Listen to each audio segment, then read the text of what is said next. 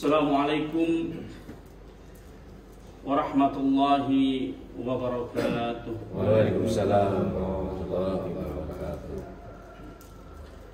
Innal hamdalillah nahmaduhu wa nasta'inuhu wa nastaghfiruh wa na'udzu billahi min shururi anfusina wa min sayyiati a'malina.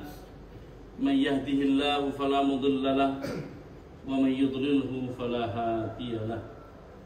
Ashhadu an la ilaha illallah wahdahu la syarika lahu wa ashhadu anna sayyidana Muhammadan abduhu wa rasuluh. La nabiyya ba'da. Allahumma shalli wa sallim wa barik ala sayyidina wa maulana Muhammadin wa ala alihi wa sahbihi wa man ittaba'al huda ila yaumiddin. Amma ba'du, fa ya ibadallah, usikum wa iyaya nafsi bitaqwallahi wa ta'ati faqad faza al-muttaqun.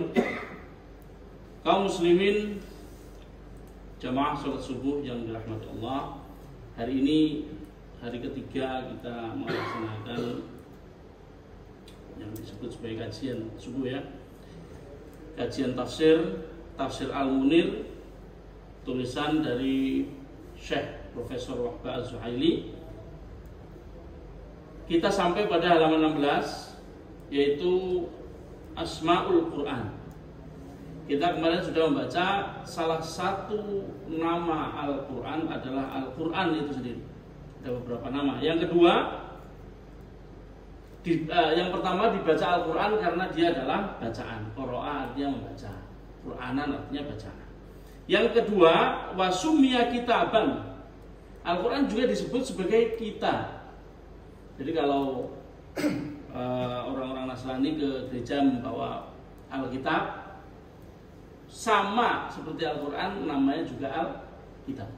Makanya alif lam mim dzalikal kitabu la raiba fi.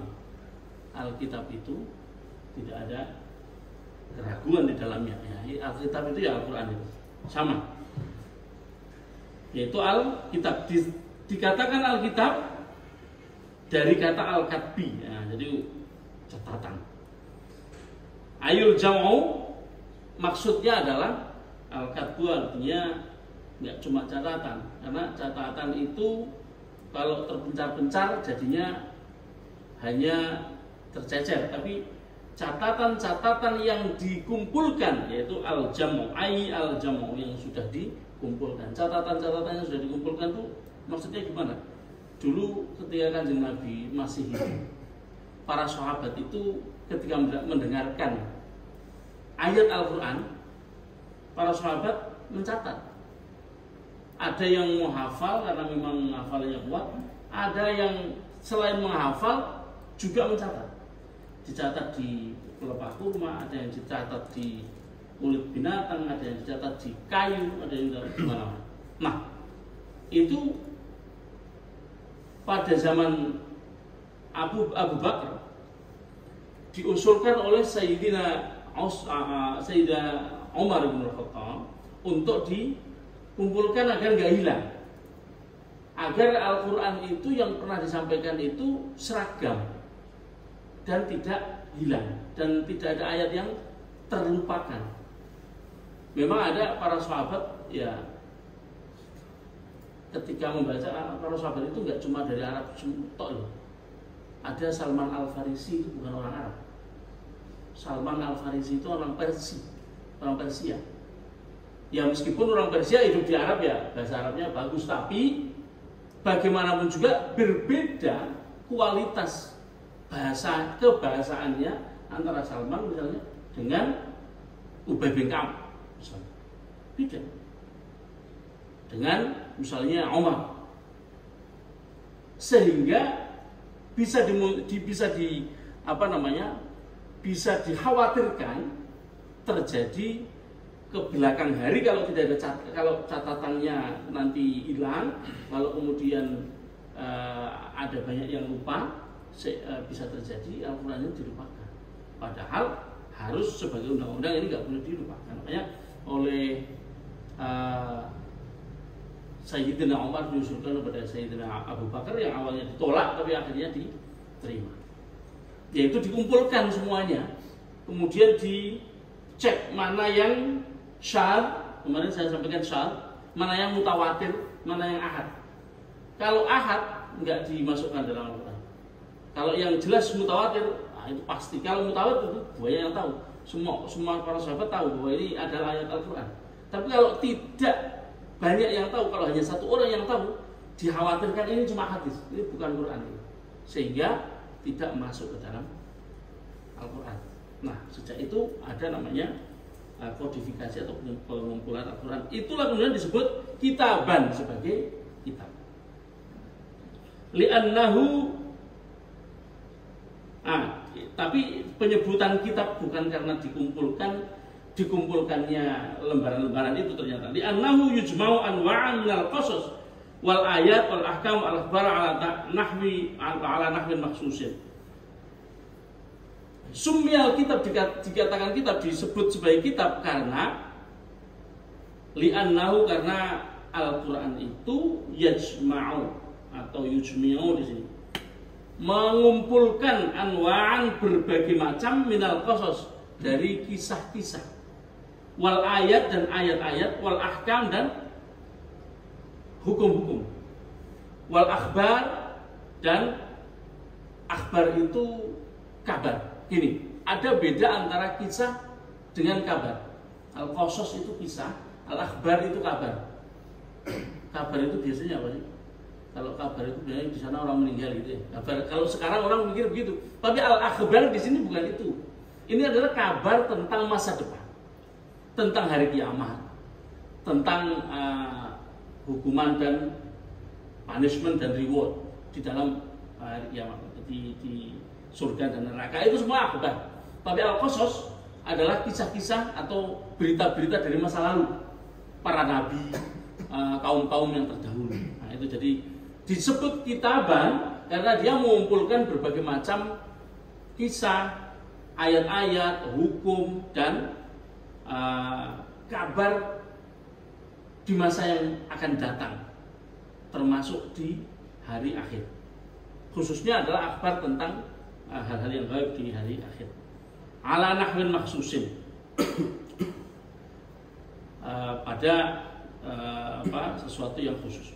Wasummiya mushafan, disebut juga yang ketiga adalah Al-Quran disebut sebagai mushaf, yaitu apa? Min ashufin, terdiri dari berbagai macam lembaran.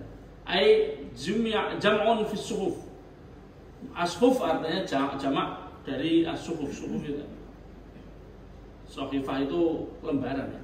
Pokoknya kalau bahasa Arab itu ya ada yang kalau satu itu ya misalnya sohifah, kalau banyak suhuf. Nah, gitu. Kemudian banyaknya lembaran-lembaran dikumpulkan dalam sebuah jilid disebut sebagai mushaf. Kemarin sudah saya sampaikan sedikit tentang itu ya. Was-suhufu jam'u sohifah. Suhuf adalah jamak dari sohifah. Wa hiya qit'atun minal jilid. Maksudnya adalah sohifah itu bisa merupakan qit'atun minal jilid, potongan kulit hewan, au waraqun yuktabu fihi, atau kertas yang ditulis, potongan dari hewan maupun kertas yang yuktabu fihi, yang ditulis. Wa ruwiya an Abu Bakr as-Siddiq. Nah, ini saya menjelaskannya terlalu cepat. Ini tadi sebelumnya cerita tentang pengumpulan Al-Quran di masa Abu Bakar itu ya ketika bicara tentang mushaf ya. Bukan tentang kitab, tapi tentang mushaf. Anna Abu Bakr as-Siddiq istasyara an-nas ba'da jam'il Quran fi ismihi fasammahu mushaf. Jadi dulu tadi sudah saya jelaskan tentang kegiatan yang dilakukan oleh Sayyidina Abu Bakar tentang pengumpulan catatan-catatan Al-Quran tadi.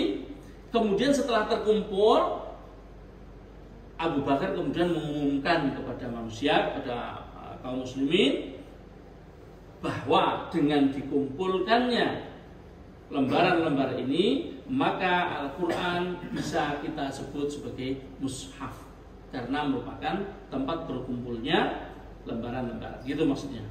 Wasumya nuron.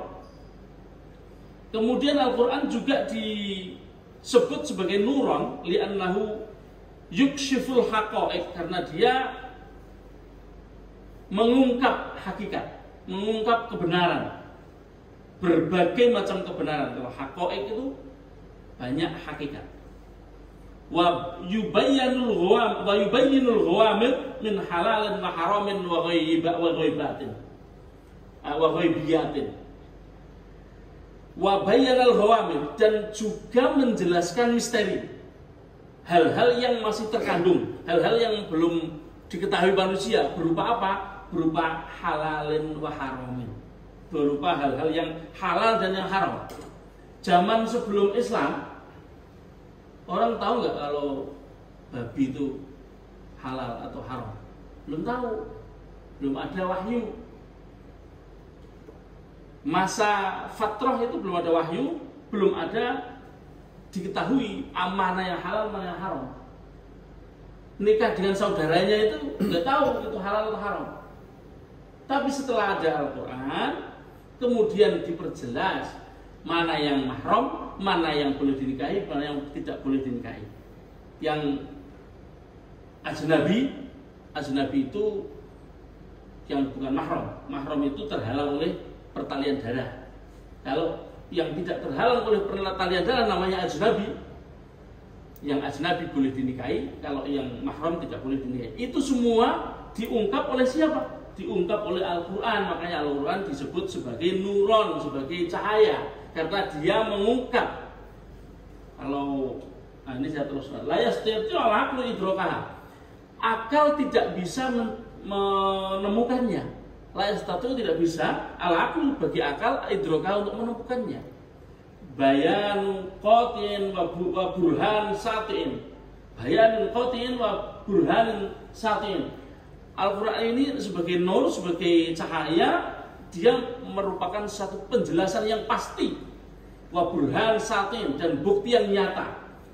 Qala Allah Ta'ala, Allah berfirman, ya ayyuhan nasu qad ja'akum burhanun min rabbikum wa anzalna ilaikum nuran mubina. Ini di dalam An-Nisa ayat 174 dikatakan, Allah berfirman, wahai manusia, telah datang kepada kalian burhanun, bukti, min rabbikum, dari Tuhanmu, wa anzalna, telah kami turunkan, ilaikum, kepada kalian, nuram mubina, sebuah cahaya yang jelas. Apa itu? Cahaya yang jelas adalah Al-Quran. Jadi Allah sendiri menyebut Al-Quran sebagai nuram mubina, sebagai burhanun min rabbikum, sebagai cahaya maupun bukti yang nyata.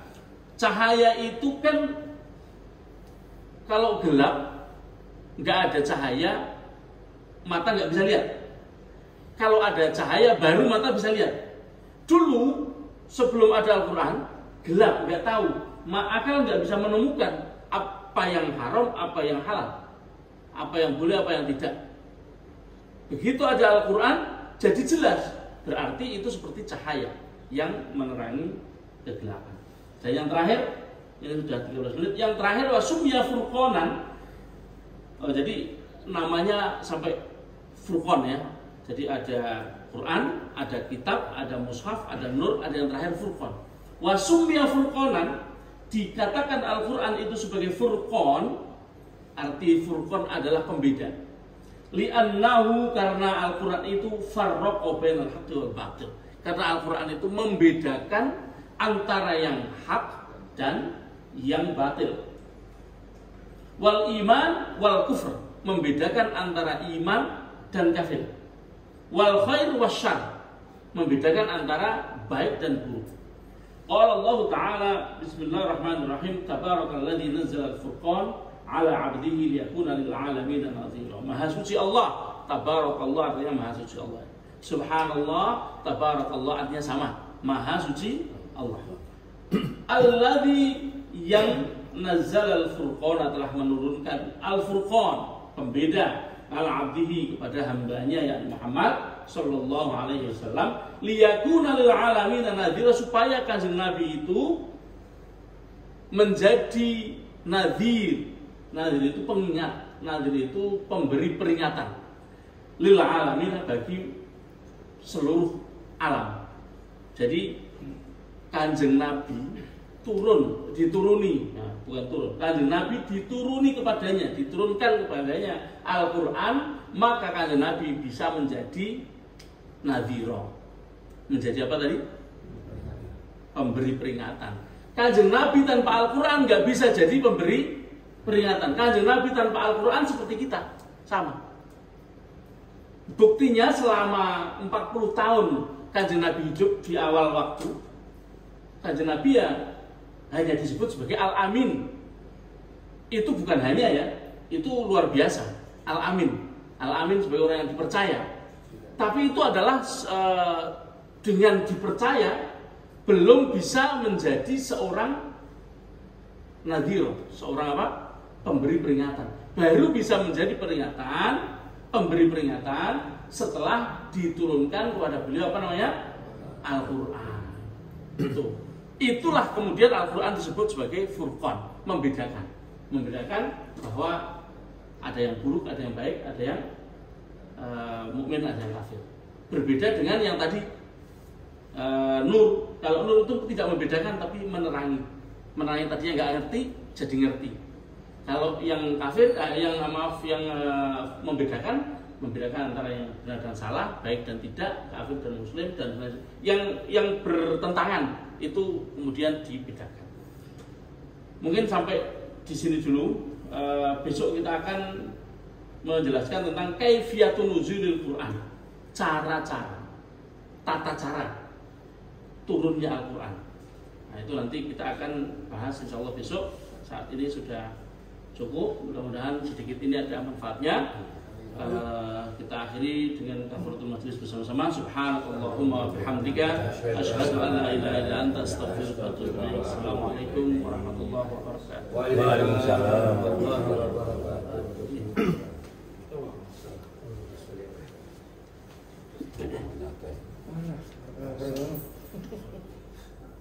Assalamualaikum.